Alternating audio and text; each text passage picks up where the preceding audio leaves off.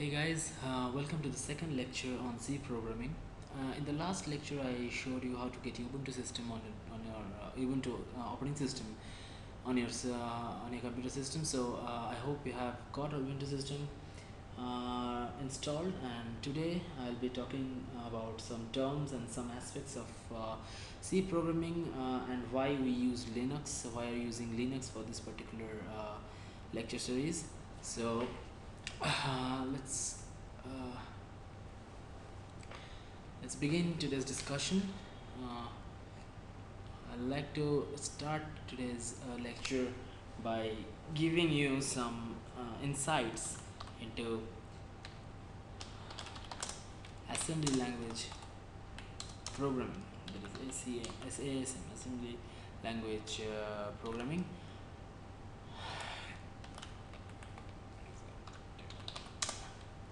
Well, ASM is the language that runs the hardware, the processor. So for every processor, it has got a different set of assembly language instructions. So it is heavily system dependent. It's heavily processor dependent. So assembly language, what should I say, instructions for Intel will be different, and that for AMD will be different, and so on. So it's very difficult to use such a language because then you would require an in-depth knowledge of every processor. There will be no uniformity, and so this will cause an unnecessary diversity in the professionals. So why we don't use ASM? There are three reasons exactly. Those are system dependent and difficult to debug the programs, and finally they are very time taking. So first thing is,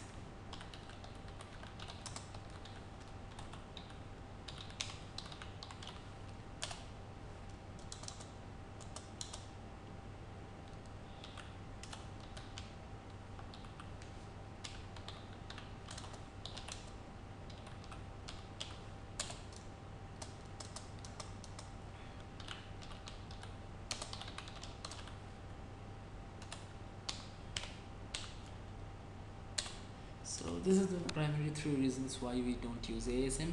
By hardware dependent, what I mean is, uh,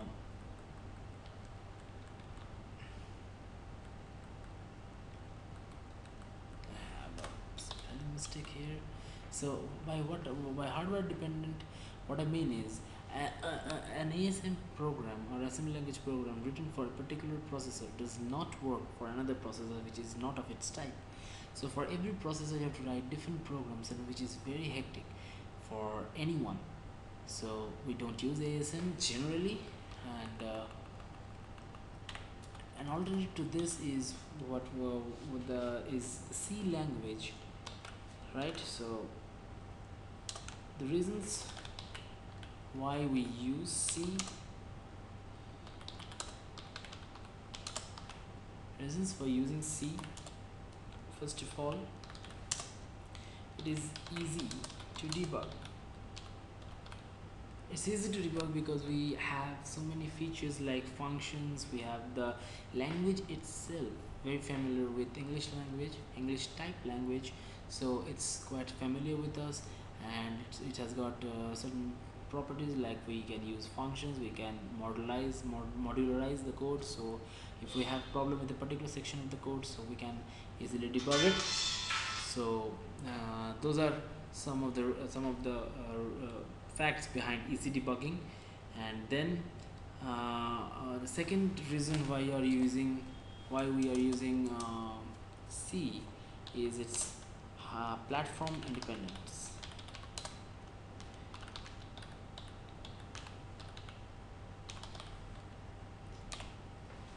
So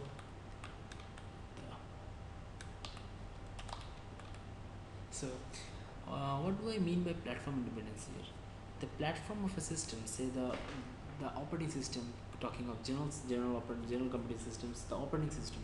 So an operating system runs on uh, the runs to operate the microprocessor. For example, if I am having an Intel processor in my system, then I can use any of the operating systems like Windows, Ubuntu, or Kubuntu, Ubuntu. So many operating systems are there.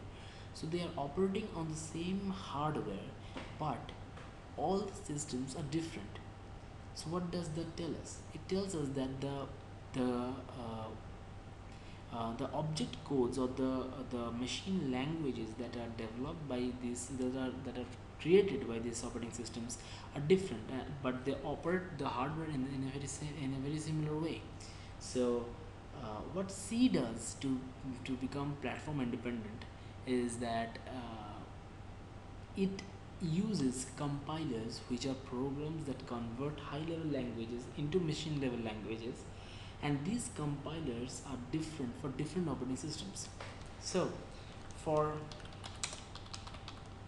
Ubuntu, we use GCC compiler, which is the short form of GNU collection of GNU compiler collection. It stands for GNU compiler collection. We use this GCC compiler for Ubuntu, whereas for Windows we use Turbo C. Now GCC follows a standard called C99 standard, and whereas Turbo C follows the standard called ANSI C standard. So the standards are different, so there are very subtle differences, very small differences between them, and as a result the compilers also differ in that way. So what GCC does is GCC compiles our C program into a language, into a language which is understandable by the machine, and this particular file, which has the machine codes, is different from that created by Turbo C in Windows. So for example, if I have a program, say prog1.c, so I have this program which I have written on Ubuntu, okay, and I use GCC compiler,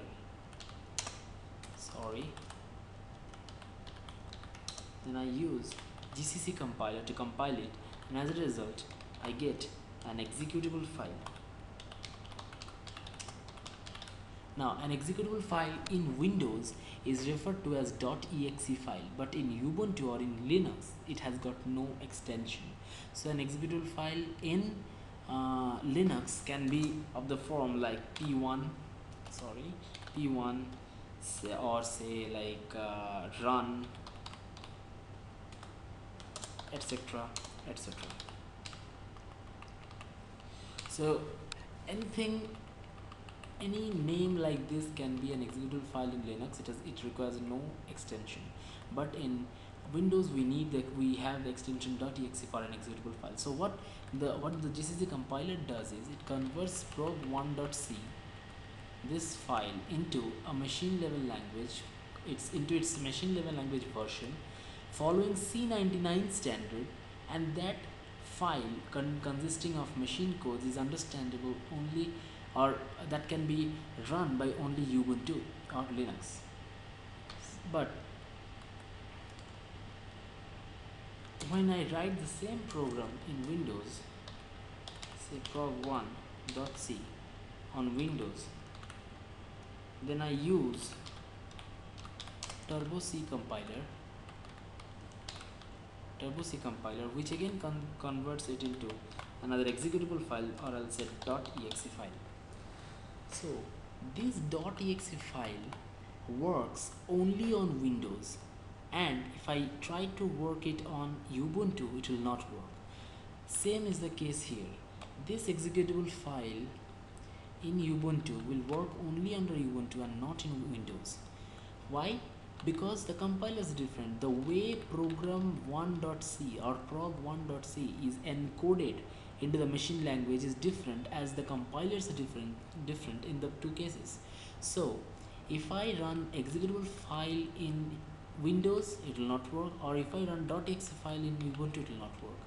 But if I take this prog1.c, which is written in Ubuntu, and I try to run it in or I'll say rather I'll say I try to compile it on Windows, then obviously it will work, because again prog1.c will be compiled by Turbo C, and thus will get a .exe file and will run on Windows.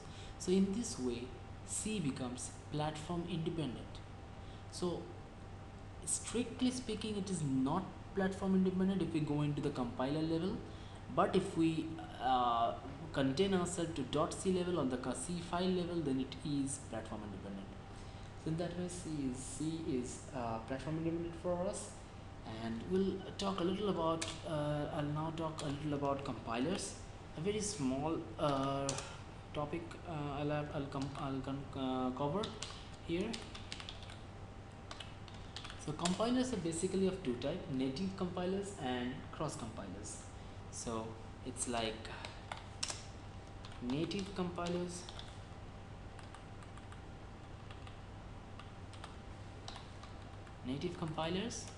and you have cross compilers. So what are native compilers? The native compilers are those which generate an executable file for the same hardware on which it is working. That is, like Turbo C is generating an executable file for the processor on which it is working, say like Intel or like AMD or something. I mean, I am running Turbo C on Intel, and Turbo C is producing an executable file which will run on Intel only. That is, it is generating an executable file for the same hardware. Whereas cross compilers compile and generate an executable file for the hardware for another hardware. Excuse me.